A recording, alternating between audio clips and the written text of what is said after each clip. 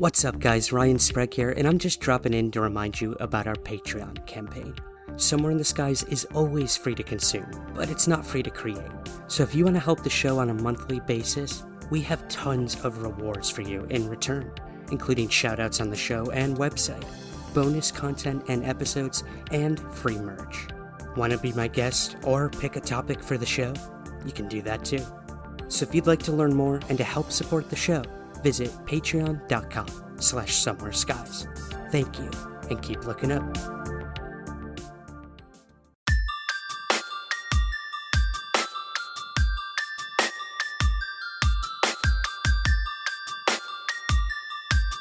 This is Somewhere in the Skies with Ryan Sprague.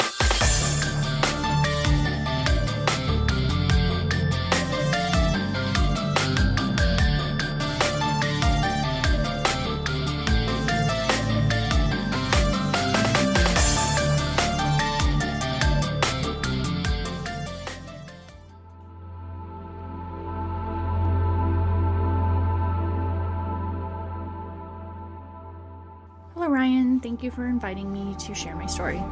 My name's Ashley, I'm 34 years old and I currently live in Ontario, Canada. When this event took place in 1997, I was 11 years old and I lived with my family in Hamilton. One night I went to the corner store and as I stood at the crosswalk waiting for the light to change, I looked up at the sky. I noticed that the sky was totally black and that there weren't any stars. When I looked all the way up, that's when I saw these lights that immediately registered as being unnatural. There were about 5 or 6 of them. They were stationary, a little bit bigger than stars, off in color like a soft orange, and they formed a very large half circle. My best guess would be that I would be able to place my adult hand between each of these lights. I had no idea what it was. All I knew was that the longer I looked at it, the more terrified I felt. So I ran across the street into the store and wandered around until I felt comfortable enough to leave.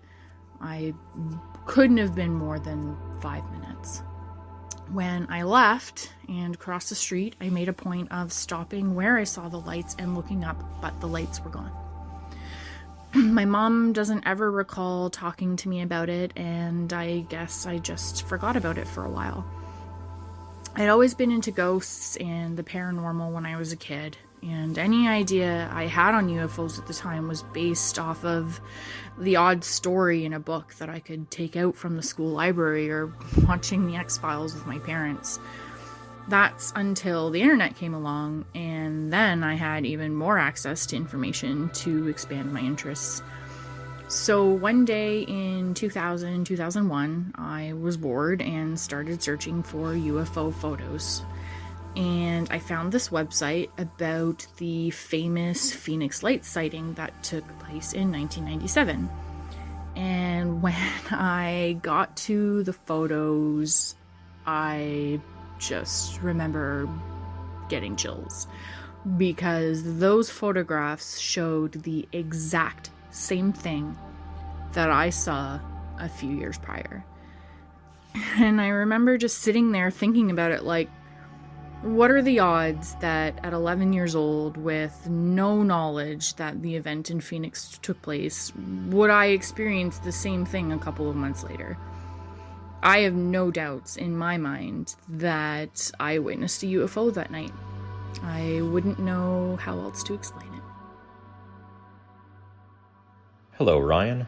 Ron Zlotnick here, a loyal Patreon member and longtime follower of your work, and I'm always inspired by the standout investigative work that you do as a strong voice in our community for the rest of us who have not had the opportunity to become a prominent figure in the UFO UAP community. So thank you very much for the role that you play on all of our behalfs. So I appreciate this honor and privilege to lend my voice for once to tell of my encounters and share with you and the rest of our clan. As an introduction, I'm originally from a little town called Windsor, Ontario, Canada, which is basically like a suburb of Detroit, Michigan, USA. I grew up in this town until I moved to Michigan in my 40s. No, nothing really big comes out of Windsor, and thus for making it a little difficult to find a lot of UFO reports from there. However, as you well know, UFOs don't really know political boundaries, nor do they care about political boundaries. My first encounter was when I was extremely young, so this first account is less detailed than my second account will be. However, it was no less real to me, and I do have some memories of it. So Windsor, being that small town I mentioned, is overshadowed by Detroit's International Airport, so we have a lot less air traffic on our local city's own airport. That being said, one evening when the sun was nearly down, I must have been roughly, 5 or 6 years old, a long time ago, and I recall a bit of unrest around the neighborhood when a lot of people were on the street looking towards our local airport. You could kind of see the runway and that from there. And I recall that there was an elongated oval, yellowish metallic object that seemed to be kind of hovering over the runway, around, higher than the air traffic controller tower, but not too much higher. Probably about the size of a couple of 747 jets end to end. So it was definitely something that shouldn't be there. It doesn't belong there. At this point in my life, there was no internet or MUFON or any easy way to report it, and a lot of the neighbors were pointing and talking about it with some fear and worry. And of course, there was no quick snap smartphones able to take pictures. So we were at a loss for any way of really recording this very well. But, it was just about people calling like local news or someone at the airport trying to get information. All they said was, we're looking into it. But you could see this thing was hovering in a way it was kind of preventing planes from like landing or taking off and that. My parents were there as well, so my father had, ushered me into the house before I could really see too much other than what I had saw. And it seemed to have been hovering there for like several minutes, probably 10 or 20 minutes. I never really found out the outcome of that because, like I said, my parents kind of ushered me into the house and then they went back in. We haven't really discussed it ever since then, but my parents have always been open believers and have always been into like sci-fi and that, because I think that definitely sparked something in them as well. But like I said, we don't really talk about it. My second incident is a lot more clear and personal to me, and I fully recount it. Also, I gotta say that after listening to years of your podcasts and various witness encounters and documented stories and videos, there's handfuls of common types of themes of accounts, but I haven't come across one with the same matched unique trait, and I've always searched to see if somebody had seen something similar. So, I find this one particularly interesting because of that. So when I was about 13 years old, we were living in a different house from my earlier account. Behind my house was a really large field, and it was underdeveloped even though we were in the city. On the other side of the field, kind of kitty corner, was a 7-Eleven store. And in that day and age, it wasn't uncommon for parents to send their kids to buy them cigarettes. Yeah, I feel old, I know. So my father would regularly send me on runs to grab him cigarettes, and since, obviously I always had my head in the clouds in the night sky there, I would always be gazing, looking for something somewhere in the skies as I would go along this long walk through the field. And it always felt like a split second with my mind racing. So on this one particular night, when I was more than halfway across the field, on one of my cigarette missions, I'm looking at a wide field of stars, and I noticed a seemingly plain star that had not moved previously. And then suddenly it started moving and drifting across the sky in a slow, rhythmic fashion, sort of how you would see like a modern-day satellite in orbit. That's kind of how it looked.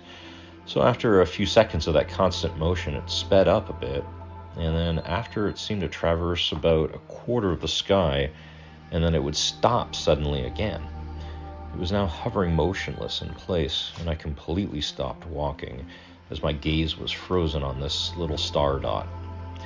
I noticed there was no noticeable sounds or anything like that, a kind of common theme.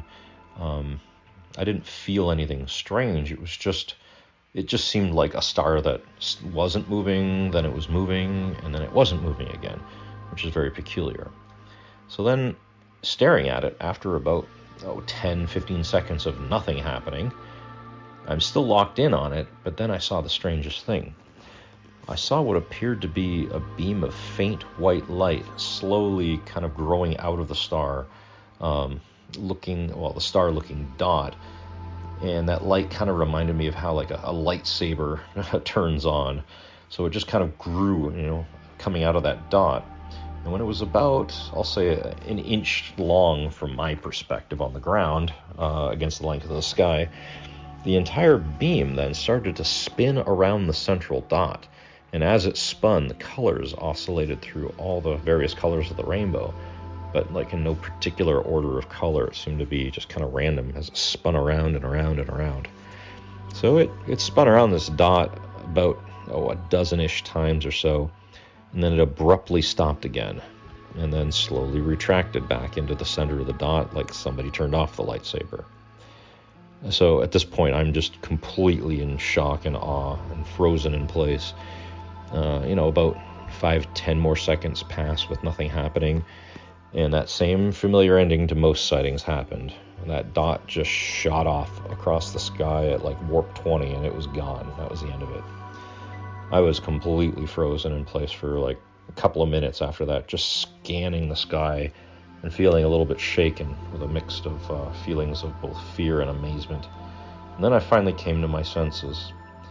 Once my head came back to ground level, and with the cigarette money in my hand still, I just turned around and beelined it back home, came crashing through the door and threw the money at my father as I ran past him screaming, "Get your own damn cigarettes!" and ran into my room and slammed the door. My father was obviously pretty taken by surprise by that, a little WTF moment that was definitely not my normal behavior, especially for a 13-year-old. So you can imagine he wanted to know what the hell was going on, and I told him. He kind of listened and didn't make too much out of it, but I know in his heart he knows it was something. Looking back, it seems funny now, but at the time I was pretty shaken by it, and it definitely solidified my curiosity and interest for a very long time, until I find those answers. But needless to say, I didn't go get cigarettes for him for a long time after that night. Based on my life's experiences and the curiosities that were sparked inside me by everything I've seen and experienced and read up on, my feelings are pretty solid in the matter. Very similar to your own from listening to your account and knowing your own views, Ryan, from many podcasts that you've shared. As we all well know, there are, billions and billions of stars out there, and it's mathematically impossible that we're the only ones. I want to keep religion out of this, but, if religion suggests that, the God created the universe, the heavens and the earth, and that it should be all there to kind of service us. But I got to admit, I'm not a strong believer in that philosophy. I'm very much into astrophysics and understanding the metaphysical nature of the universe and the cosmos. And whether or not I feel that we're being visited by aliens in spacecrafts versus our UFOs or UAPs, as they're called now, simply higher technology from foreign adversaries, which I genuinely believe is not the case, that any current Earth-based adversary would have that kind of level of technology far ahead of us. But, this is overlapping that all the things that have happened in the last month or so about the UAP Task Force report, which we won't go into. Could it be, interdimensional? Could it be time travelers? Us visiting ourselves from the future, looking back? Anything is possible. I'm not going to sit there and put that hat on and say, yep, UFOs are aliens. But I'm certainly not going to discount it either. Is there a current Earth-based technology concept that's proven that shows faster than light travel, which would be required to traverse the distances even to our closest neighbor star at like 4 light years away?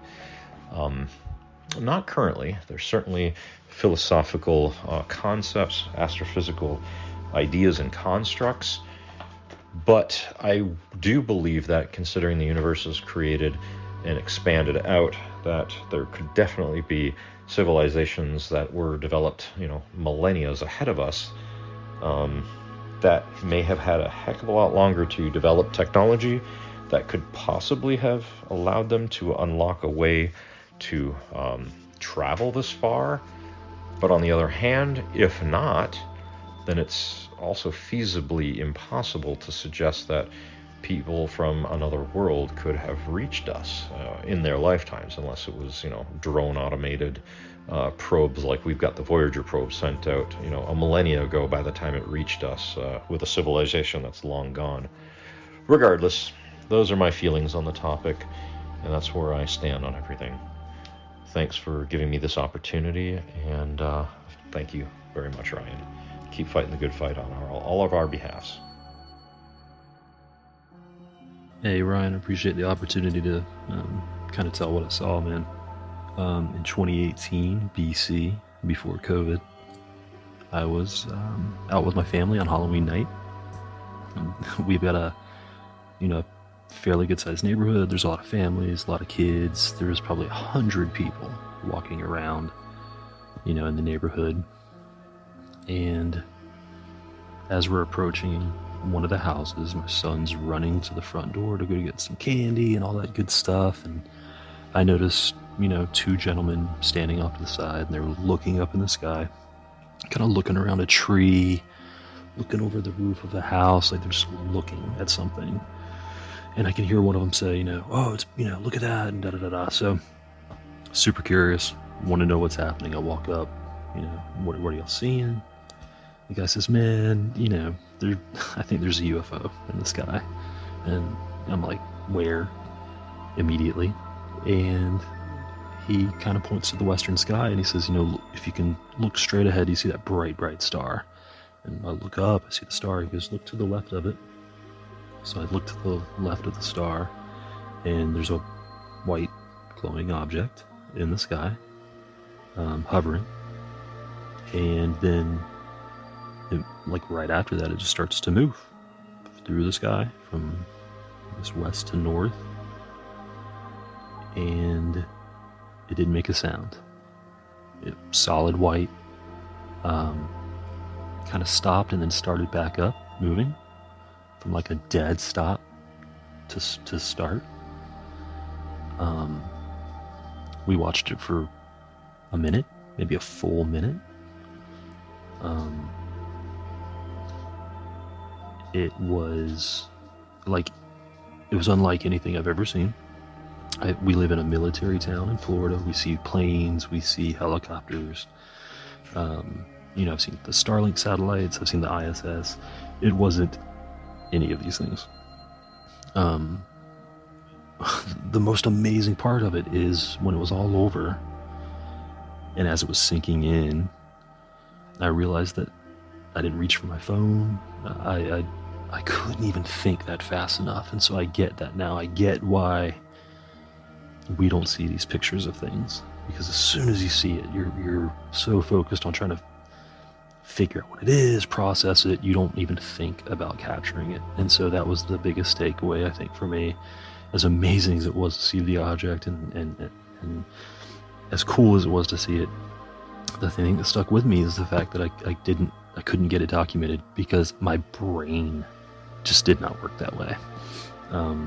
So I get that now, and that really helped me, because now when I hear things and I hear criticism and I hear skeptics, and the question is, well, why don't we see pictures and videos? Well, that's why, folks. It's just not, it doesn't work like that.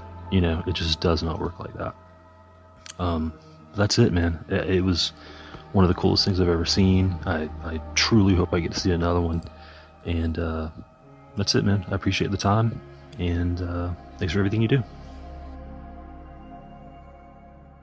Hi, my name's Randy. I'm 45 years old. I live in the San Francisco Bay Area, but the event I'm going to tell you about took place almost 26 years ago, when I still lived in my hometown of Palm Springs, California. I first recounted this event to Ryan back in 2018, but I figured it was finally time to get it on the record. So for some setup here, it was Halloween night 1995. It was technically the early morning of November 1st. I'd driven to LA for a concert on Halloween with 3 of my friends, and we were headed home. It was close to 3 a.m., and we were about 20 miles outside of Palm Springs, heading east on Interstate 10. We were in Cabazon. That's the location of the world-famous life-size dinosaurs that you'll see now and again on movies and on TV. That was the point when I first noticed the light in the sky ahead of us. We were still miles away from it, but I could see this light. It was directly ahead of us. It was a bit below the top of the windshield, so it was in my line of sight. So what first caught my attention about this light was the brightness. It was directly ahead of us. It looked like stadium lights or a large airliner coming into land. And now there's no stadium in that part of the desert outside of Palm Springs. There wasn't at that time, and there isn't now. There were no large light poles with lights on top of them this tall. There was also no major airport. Palm Springs Airport, that was to the southeast of where this was. There was a small municipal landing strip that was due west of this location, but an airplane of this size, at least from what I could tell, would not be able to land at this airfield. So basically, there was this large light in the sky. It wasn't just the brightness of this light, it was the quality of the light and the fact that it was changing that really held my interest. Now, when I say the quality of the light, it was very bright, but it was also cold looking. It was this cold bluish white. And in addition to this, it was cycling between what I say are low beams and high beams. So basically dimming and intensifying at a consistent pace. Dim, bright, dim, bright. It would stay dim for maybe a 5 count, get bright for maybe another 5 seconds, and so on. When the light was at its brightest, it almost looked like 3 horizontal diamonds in the sky. They bled out horizontally, almost like lens flare in the J.J. Abrams Star Trek movies. I didn't wear glasses at the time, but I could still see this very intensely bright light. The other thing that caught my attention was the fact that this light didn't seem to be moving towards us, or away from us, or moving at all, in fact. We were moving towards it, so we were getting closer, but it was just staying in the same place. So, after taking this in for 30 seconds or a minute or so, I pointed it out to my best friend, Paul, who was in the passenger seat and was awake. Our other 2 friends were in the back seat, passed out. Again, it was 3 a.m., and we'd just been to a concert that night. So, talking with Paul, he and I thought for a moment that this could be maybe the light on the summit station of the Palm Springs Aerial Tramway, which is at the top of Mount San Jacinto, but that's not actually visible from the eastern side of the mountain range, which is where we were. So we kept our eye on this thing. We weren't really talking about it that much, just sort of, let's keep an eye on this thing. We kept driving as normal. We were maybe driving a little bit under the speed limit because we were just focusing on this strange, motionless light in the sky ahead of us that we were, fairly quickly approaching. So as we got closer and closer, maybe just a couple of minutes away from the light, which was getting larger because it was staying in the same place, but we were getting closer to it, we slowed even more because we needed to take the turnoff for Highway 111. That takes you into Palm Springs. So at this point, we were about 10 miles down the highway, 10 miles east on the highway from where we first spotted the light and rapidly approaching it. At this point, myself, my friend Paul, we were both experiencing and communicating to each other this legitimate sense of disbelief, and I would say awe and shock. But I'd have to say, I didn't feel any fear. I wasn't anxious. I was just completely rapt in attention towards this object, whatever it was, because it was so unusual to see something this bright with this quality of light and just sitting there in the sky. If anything, I was beside myself at this point, just trying to kind of process what I was seeing. So we were looking at something that was emitting this strange otherworldly light. And not only that, but it was stuck just a couple hundred feet in the air above a rest stop on the side of the freeway. It's actually called the Whitewater Rest Stop. There's one on each side of the freeway. It was on the southern side of the freeway. And so when I say stuck, I mean, it's like whatever this was sitting on a shelf in the sky or on a pole. So like I said, it could kind of be described as looking like an intensely bright stadium light from like a NFL stadium. It wasn't moving an inch, and that was something you could tell from the direction of the lights as they dimmed and brightened. They looked like they were facing in the same direction the entire time. Now, at this point, I should say that we weren't alone on the freeway. I recall that we were moving slower than the rest of the traffic because we were actually looking at this thing. There were a handful of other cars on the road. It was 3 a.m. again on Halloween night, but there definitely was other traffic. It didn't really seem that anyone else was slowing down or noticing this light, but someone must have seen what we saw. But if they did, they weren't reacting to it. So as we approach the turnoff to Highway 111, there's a ramp that leads up and over a flood basin before heading southeast and then east out to Palm Springs. So because of this ramp, we were able to climb about 20 feet up towards the object and got an unobstructed view of it there sitting in the sky. And so it was hovering, sitting, whatever you want to say, in the sky above this rest stop location. Again, about a couple hundred feet up in the air, looking, kind of straight up and at an angle towards it. I'd practically taken my foot off the gas at this point. We were just coasting at the top of this off-ramp, looking to the left at this object. So it was at this point that the object began to move towards us. It moved at an angle down towards the southwest towards us. It moved over the highway, over our car. We'd rolled down our windows. There was absolutely no sound outside, except maybe a little bit of wind. I craned my head out the driver's side window and looked up at the object. My friend Paul was doing the same on the passenger side. What I saw a couple hundred feet above us now were 3 pale lights of the same cold quality that I'd seen from a distance, but they were arranged in an equilateral triangle, and they were silently drifting across the highway above our car that was coasting. So I could tell that these lights were at the points of an actual object, a physical object, because I could make out the object's triangular shape against the starlit sky. So it was a crystal clear night. The skies of the desert are filled with stars, and there was some moonlight. I was mostly able to make out the shape because the object was covering the stars as it crept over us, but also because its surface was so much darker than the night sky around it. I can only describe the quality of the surface by comparing it to something like Vanta Black, which is the darkest black that we've been able to create. It essentially reflected no visible light, to the point that the lights on the object weren't revealing any details of its surface. If you've seen an airplane flying at night with its landing lights on, you know what it looks like when the light reflects off the fuselage, reflects off the wings. It very clearly illuminates the aircraft. In this case, it didn't. And so there were no visible seams or bolts or markings, things that you should have been able to see at such a close distance.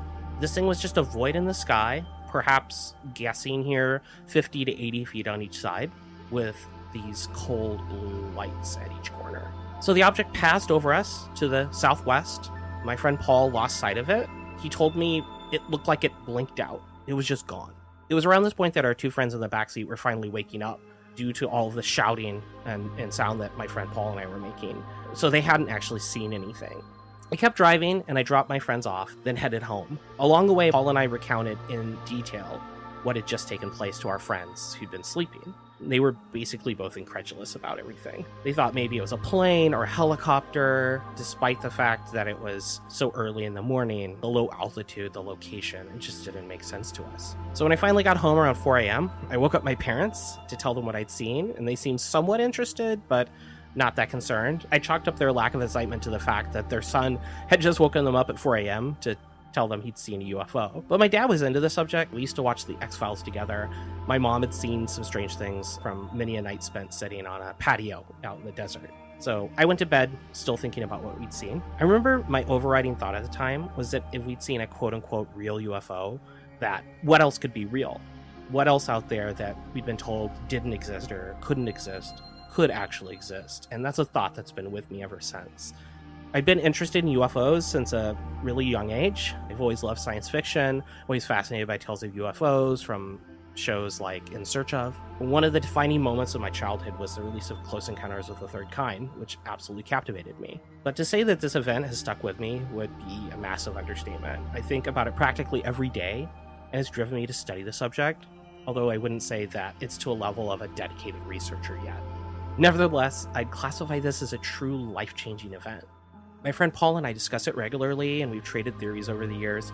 Neither of us is convinced that it was truly otherworldly, but we do believe that it wasn't technology that existed in the civilian world in 1995 or at any point since. There was zero movement when it sat in the sky for 15 to 20 minutes as we observed it before passing under it, or it passing over us.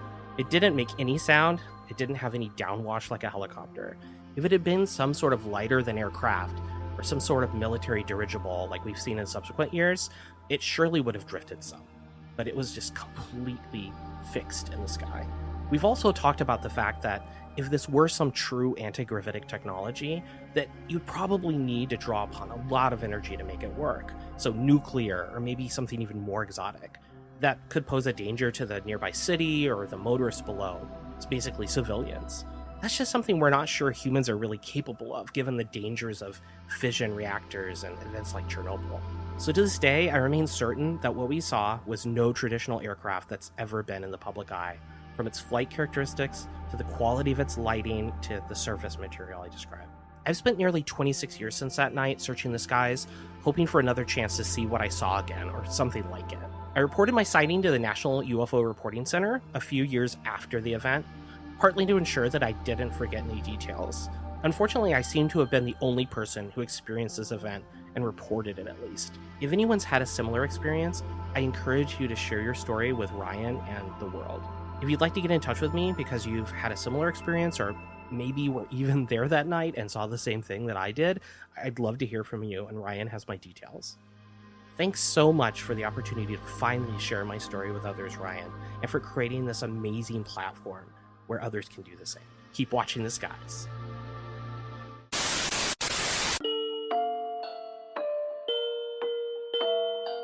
Hey guys, Ryan Sprague here. When I'm not making podcasts, I am listening to them. Seriously, I'm obsessed. And if there's one person and one show I turn to every week to hear stories of the strange, the weird, and the unexplained, it's of course gotta be Jim Harold's Campfire. With over 500 episodes, Den of Geek called Jim Harold's Campfire the best tool we have currently in existence to hear real-life scary stories from other human beings since the actual campfire was invented. The concept is pretty simple. Jim talks to other regular folks and strange stuff that's happened to them. And yes, that includes UFOs and UAPs, along with cryptids, ghosts, and true head-scratching mysteries.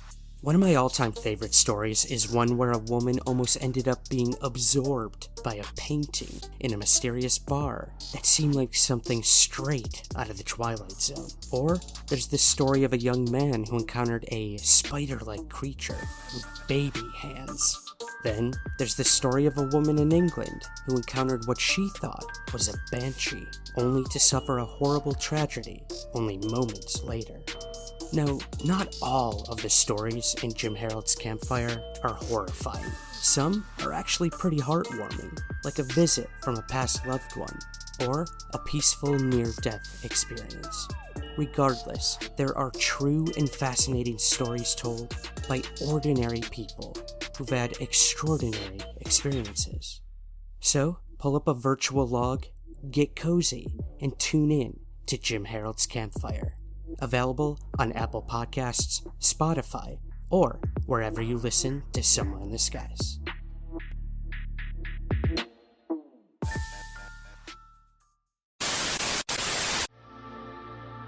Okay, this is Ronnie LeBlanc from Expedition Bigfoot and Paranormal Caught on Camera. Some of you may know I've had a lot of UFO experiences since I was a kid, and my wife has as well. And so last night, this is the morning after, last night, June 5th, 9:45-ish, we were in our garage and we were talking, and I'll mention something in a moment, but we walked out and we're walking to the house, and I looked up above the roof of the house, and there I saw, it was unmistakable, two UFOs, unidentified flying objects. One was red, one was green, and not like a flying saucer, but almost like an orb that was kind of shape-shifting and changing. But these things were chasing each other in the sky, up and down, almost like dolphins in the water. And I just got this thought of like thunderbirds, or almost a biological creature more than a craft seeing this. So my wife is seeing this. She's trying to get her phone, and I didn't even want to film this at all. I was just experiencing this. They moved across and past some trees so that we couldn't really see them, but they were low enough and made no sound, low enough that you could see them and know that this was not a drone. This was not a plane. This was straight up UFOs. So what often happens in my experience is a couple of things. I started feeling euphoric, like just super excited watching this because I knew this was something extraordinary. But also when I have these sightings, typically there seems to be almost like this, I live really close to Leominster State Forest and Monsterland, which my books are based on, with all this strange activity. But when we have a UFO sighting like this, typically there's another one or several others that come in after this one in the same trajectory. So I started talking to my wife, like, let's look where this came from. It came from east to west, in my estimation. And sure enough, another one came. And this one was like this bluish kind of green. It did the same thing. It wasn't like up and down, like kind of changing direction like this last two, but it moved in the same way, silent. It was spinning, and you can hear me at the beginning of the video. That was me talking about that second UFO coming in. It was spinning and like almost changing shape. It was, and again, it went the same way where it went beyond some trees, and I couldn't get it unless I went deep in the backyard. And you can see we have some different lights out in the front of the driveway. It creates some light pollution, but you could still see this. So then my wife finally gets her camera up, and we're looking in the path, waiting for another one to come. And I could feel like it was coming, which sounds crazy. But anyways, here it comes, and you can see it moving. And this one moved very differently, just like the other ones, but differently than any type of plane or anything. And you could see planes flying by. We could see those. It was very distinctive what a plane was, what a drone is. I know that stuff. So seeing this, and it flew right over our heads, and the video really doesn't give it any justice. It was green. Okay, so the crazy thing is, a minute or so before these sightings had occurred, as we're sitting in our garage, my wife was touched 3 times on her leg, like a ghost. Like she felt like something was in the garage with us. And I just kind of chuckled and laughed, and we're sitting close to each other. I just kind of laughed about it. But this happened 3 times. And isn't it significant that we saw 4 UFOs 3 separate times, one after another? At this same time, we were, blown away. One of the most amazing things, if not the most amazing thing I've ever seen in my life. And that video does not give it friggin' justice. But after this had occurred, and we're outside, and we're just like blown away, my head's spinning. The energy was off the charts in what I was feeling. It was so exciting. I wasn't afraid. It was exciting. My son, who's 10 years old, was in the house, and he said he felt a presence behind him as we were kind of like talking and stuff. He could hear us from outside as the UFO sighting was happening. So I find that extremely significant. And I also find it funny that my wife went grocery shopping and picked up a deck of cards. And as I was grabbing the trash, this deck of cards came out, and it was called Stargazer on it. And it's just kind of funny. I always look at signs and synchronicities, and this was one of those things. And here we are. We have the UFO report that just came out. The government saying these are not our technology. That's confirmed. Great step forward. But again, they're not going to say that these things are alien. And I can tell you right now, what I saw was not human. It was not a physical craft in a way. Like, if it was, we were seeing portions of it. Like, it just seemed to shapeshift and change, and seemed to be more biological than a physical craft. And I'm sure it was a craft of some... the way it moved was just incredible. There's no way a plane could sustain these movements. Like I said, it looked like, and I describe it in the video, it moves like a bird. It seemed to kind of like float and flutter and kind of change direction and move very just animalistic. But I did file a MUFON report last night within 20 minutes of this, as it was fresh. But there's these other details that I know will get leaved out of the report. But they lead into the UFO sighting, having this paranormal experience. Oh, and by the way, I am getting back into meditating, and I'm focusing on remote viewing. So earlier in the day, I did have a literally short 5-minute meditation session trying to bring them in. And I've done this before a couple years ago at Cape Cod and had orange orbs come in, but I've never had craft like this.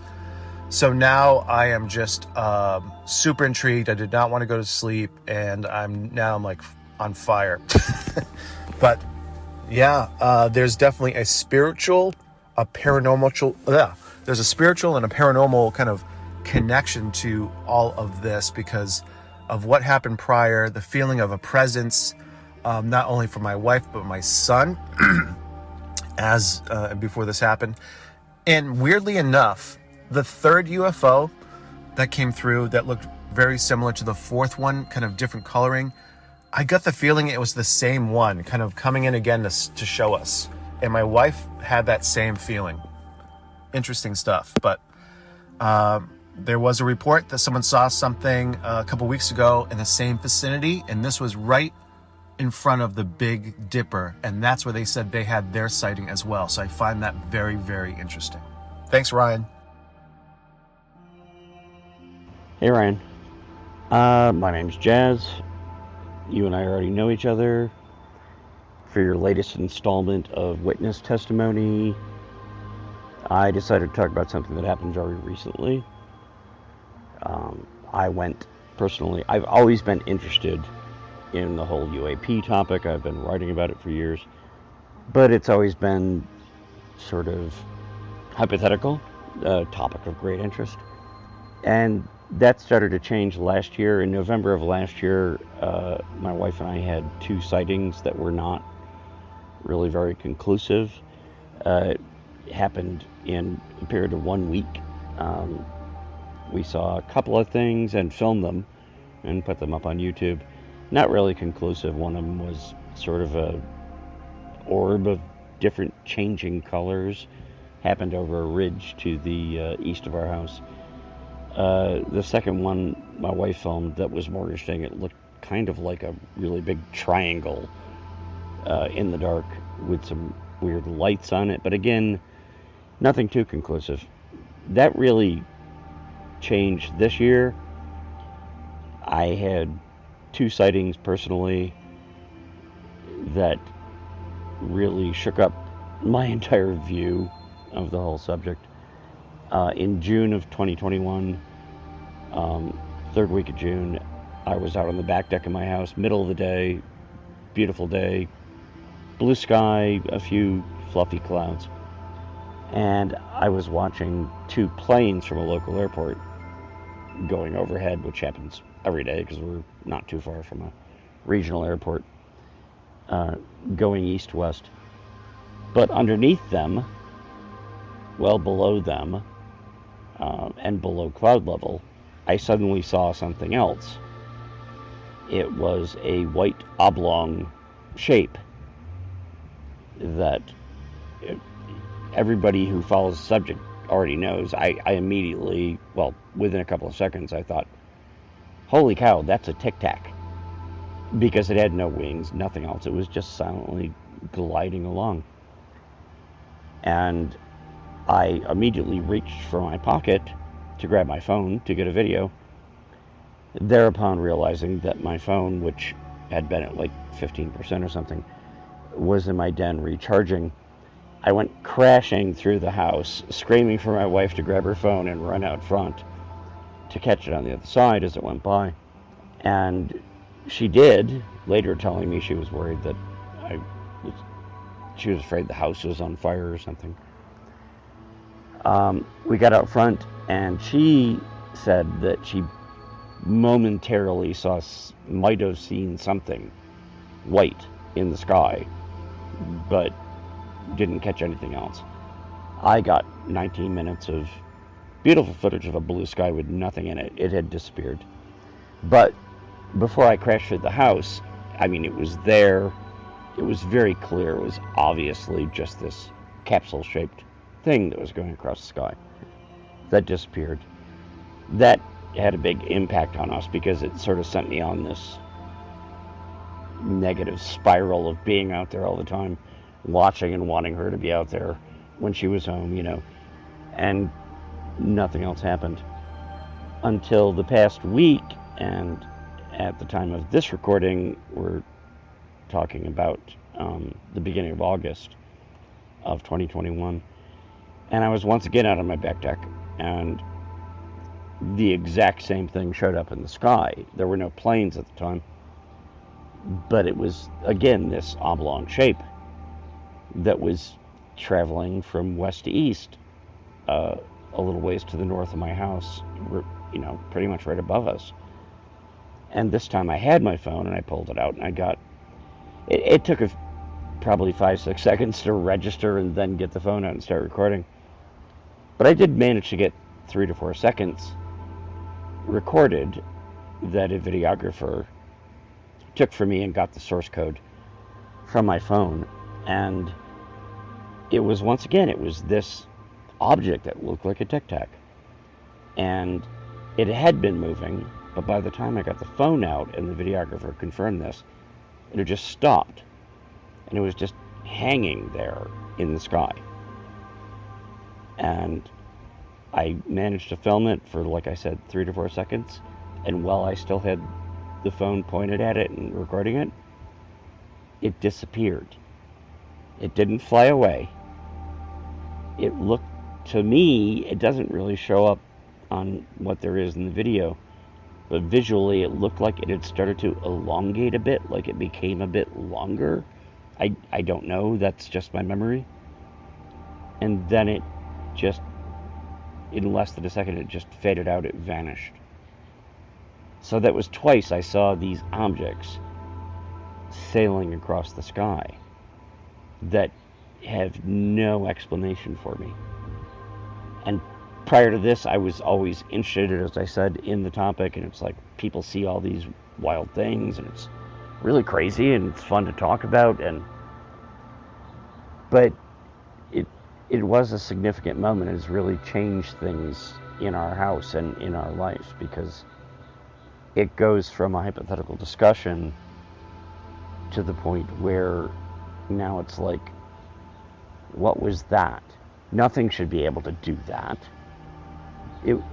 It seemed impossible, and it really has changed my outlook on this. So, since you like doing these shows and people sharing their experiences, this was in a significant way, I will say, a somewhat life-changing experience, because I'm no longer looking at it as, well, what are these people talking about? And it's like, oh, I get it. I see. Okay, and now it's real. Doesn't mean I know what the answers are. I don't know what it was, where it came from. But that was something that definitely shouldn't have been there. It shouldn't have been doing what it was doing. And it's really opened my eyes in a number of ways. Thanks for doing what you do, man. Hi, Ryan. Thanks for allowing us to share our stories with you. I've personally experienced 2 separate sightings of the same red orb in my childhood, once when I was very young and once again as a teenager. Both instances occurred on the same property in rural Minnesota. My first experience was when I was about 5 or 6 years old. It was maybe 9 or 10 o'clock at night, and my mother and baby sister were sleeping in my parents' room, but I was still awake to wait up for my father to come home from work. It was either late spring or summer, and I was watching out the window for my father's vehicle to come up the county road that leads to our driveway. The lights were off because I didn't want to wake up my mother, so I was standing in a completely dark room looking out over a completely dark landscape. I remember not being afraid, but immediately curious about this large red orb that appeared to ascend out of a distant field. This window faces roughly northeast, and the area is so rural that there are no city lights whatsoever, just farmers' fields and woods. We have the most beautiful clear skies in rural Minnesota, and an immensely gorgeous view of the Milky Way at the right night, at the right time of year. I usually stayed up as late as I could for my father to come home, so this wasn't a strange thing to wait by the window where I could see the road. But I had never witnessed a red orb before. It didn't have a definitive shape besides vaguely round, but it definitely didn't come up over the horizon. This red light really did seem large and bright and ascending out of a farmer's field at minimum a few miles away. It moved relatively quickly, too, and steady as it went up into the sky. It may have only taken a minute or two to completely disappear at the steady pace it was traveling. Again, I wasn't afraid, but I do recall how vivid the experience was watching this large red light while standing at the window. One specific thing about this encounter that I remember telling to my father when he arrived home a short time later was that I thought it could have been an air balloon, because it seemed to glow from within. It didn't vary course, it didn't change speeds or colors rapidly, didn't change speed or colors at all. It just seemed to drift up, completely straight into the sky until it disappeared entirely. I waited for that orb for a very long time after that, but I didn't see it again until I was a teenager in the early 2000s. My sister and I didn't want to keep sharing a bedroom, but my room downstairs in the basement wasn't finished yet, so I slept on the couch the majority of one summer. And I really liked it, actually, because I could look out of a large picture window facing east while I was resting on the couch. Again, no city lights, just farmers' fields and strips of woods, with one county road to which our driveway was attached. No light, absolutely no light whatsoever, besides starlight. And this particular night, I was almost asleep, still looking out the window, though, when I saw a large red orb again begin to ascend out of a tree line just a few miles away from the house. This time, I was really spooked. Over the years, since I saw that first red orb, my father and I would talk about it sometimes and wonder what that could have been. The rest of the house was asleep, but I bolted off the couch and went to wake up my father, who wasn't thrilled about being woken up, but I knew I sounded panicked enough that he did come into the living room to take a look out the window. I remember being worried that he wouldn't come fast enough to see the light before it disappeared. In the time it took between when I first saw it coming out of the tree line to when I got back to the window after waking up my father, it had ascended quite high already. We watched together for the minute or so that it continued to ascend before it completely disappeared. We watched it in silence, and it was a really special moment in a way to see this with my father. The sighting became kind of a family joke, though, in a good way, because his reaction after the orb finally disappeared in our moment of shared silence was, "I don't know what that was. Go to sleep." So we all laugh about it to this day, that here I had this kind of shocking encounter with the red orb again years after my first sighting, and my father's reaction was, "Go to sleep," after an "I don't know what that was." My father knows pretty much everything about the property I grew up on, because he grew up on the same land. He knows the woods and the fields better than anyone else in this area, and he could probably find his way home in the dark from miles away. He's seen it all. And here was a thing he didn't know how to explain. It didn't bother him the way it bothered me, though. He went back to bed, and I went back to the couch, and I know I did not sleep the rest of the night. And to the day I moved out and moved away, I watched for that red orb. I still check up on the reports from that region once in a while, and red orbs and black triangles are apparently pretty common sightings out there. The second encounter felt very different from my first, even though the red orb was practically identical in both situations. I think I saw the red orb with a true sense of childlike wonder the first time, that here was this strange thing that had never happened before and didn't happen again till years later. The second sighting of the red orb was frightening. I was legitimately afraid of it, because I think I had spent years wondering if it would come back, and then there it was, unexpectedly. Because of living in the country and loving stargazing, I had read plenty of books in the library about stars and planets and knew how certain things moved in the sky. If you watch the sky every night, you know how fast or slow normal things are and what to expect throughout the seasons. This was definitely unlike any star or planet I was used to watching, and I looked out at that sky nearly every night of my childhood. I don't think it helped that I had been rereading the same book about UFOs as a kid, years after my first sighting, but well before my second. And my father had asked me, what if they're not here to do good things? These things in the UFOs. People don't always have good experiences with them. And I think that shifted my perspective, that then influenced my reaction when I did finally see that red orb again as a teenager. My grandfather, well before I was born, allegedly saw a strange object emerge from a field relatively close by. He was looking out over the woods after coming back from the fields in the early evening and saw something he couldn't explain. Once my father pointed out the part of the property my grandfather thought this thing emerged from, I couldn't walk by it or drive by it without thinking about it. My father himself has shared some strange sightings he's had in his life on this property. He said he didn't tell me when I was a child because he didn't want to scare me. They're not my stories to tell, but at least I'm assured I'm not the only member of my family to see things we couldn't explain. Thank you for the opportunity to share my stories, and thank you for the wonderful podcast we all enjoy. My name is Abe Alley. I've told this story a few times in my life, and this is the craziest thing that's ever happened to me, so I want to share it with everybody and everything else in between. So back in 1992, I was going to be 10 years old in December. So I was 9 years old at the time, and it was a crisp fall evening. I'm not sure if it was like an August or a September night, but my dad used to like taking me and my brother for joyrides in the evening. And when I say the evening, I'm talking about 9:30, 10:30 p.m.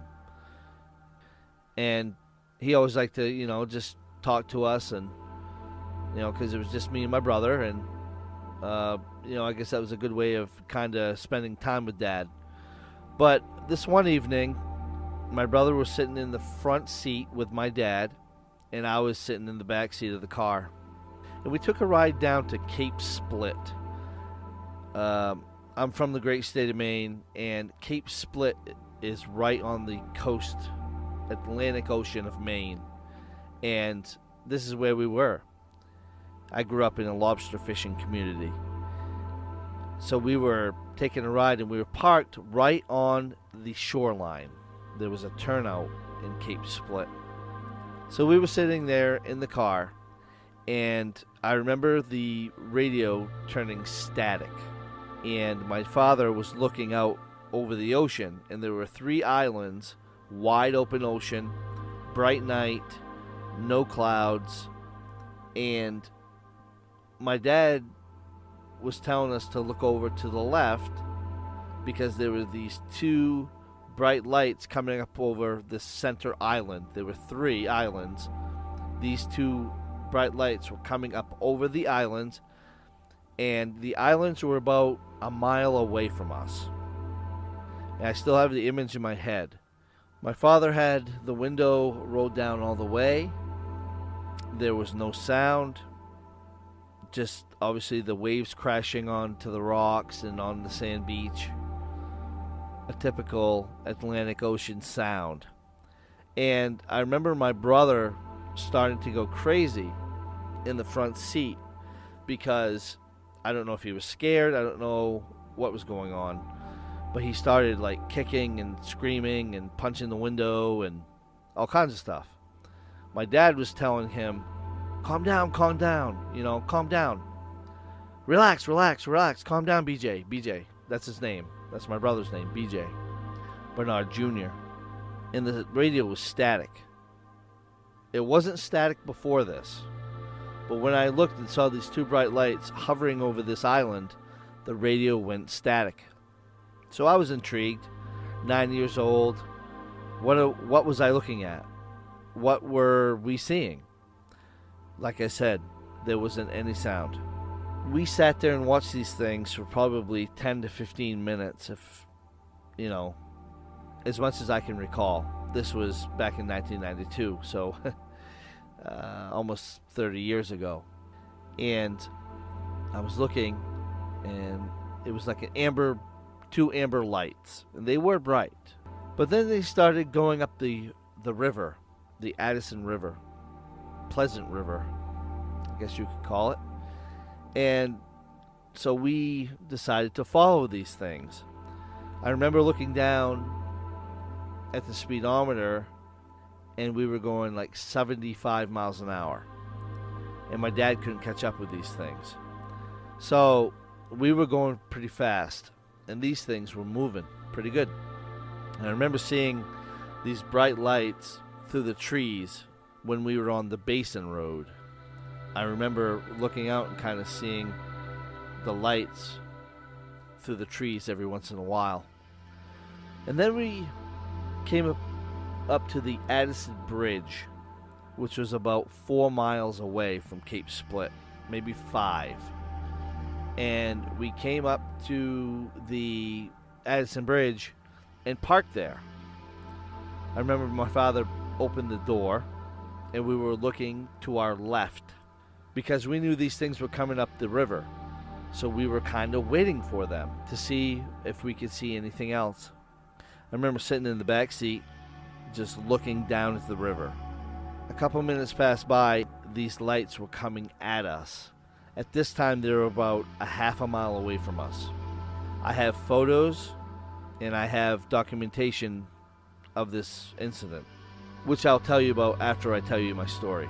There's another spin to this story that you guys are going to be very, very intrigued about. And I can't believe it, actually. What are the odds of this?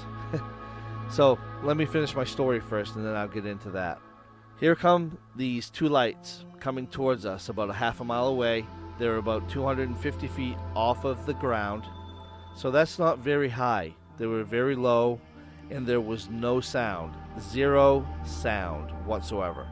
We were looking, and all of a sudden, they got within, I would say, maybe an eighth of a mile to us, and all I remember was, boom, they were gone within a split second. And I remember seeing, I'm getting goosebumps right now. I'm seriously getting chills.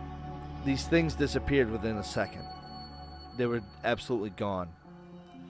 I heard a sonic boom. They broke the sound barrier. Both of them were absolutely gone. Disappeared, gone. And I remember looking up.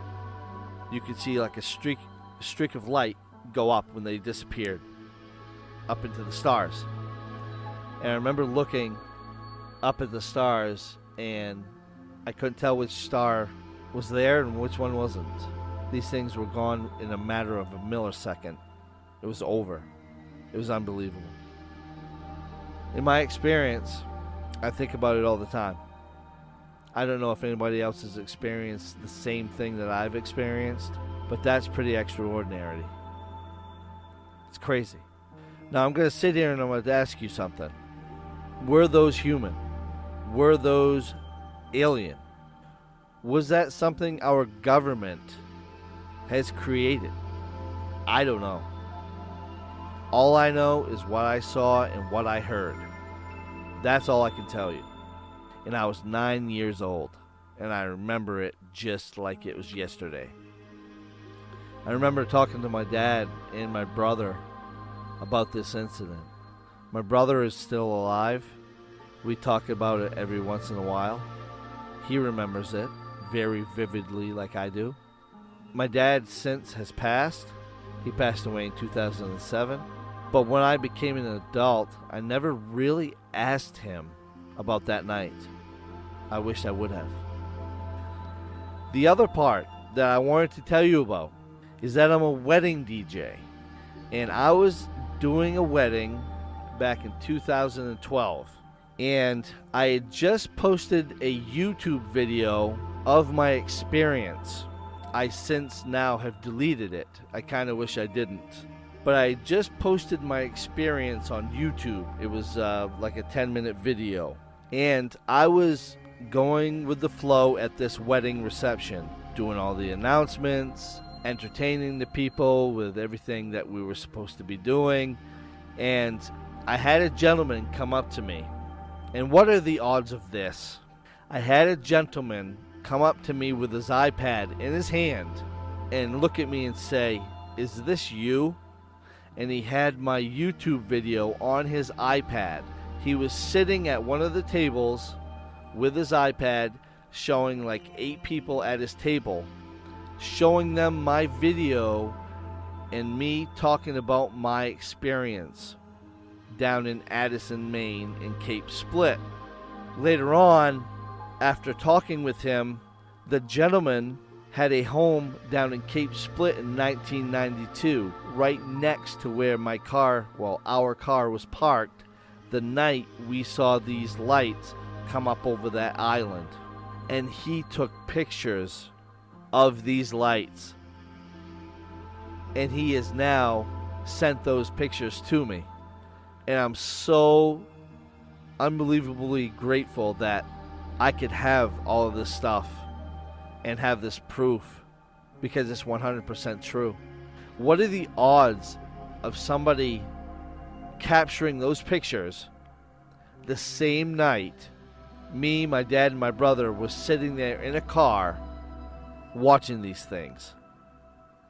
This gentleman talked to me for over 3 hours on the phone one day because he couldn't believe that other people had seen what he had been seeing that night.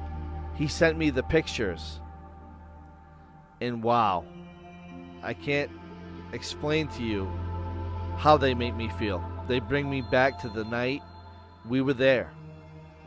Ladies and gentlemen, that is my story, a UFO sighting, and the experience I had back in 1992 when I was 9 years old. I'm very grateful, very happy to share it with you guys. And I want to thank you guys for sitting here and listening to my story.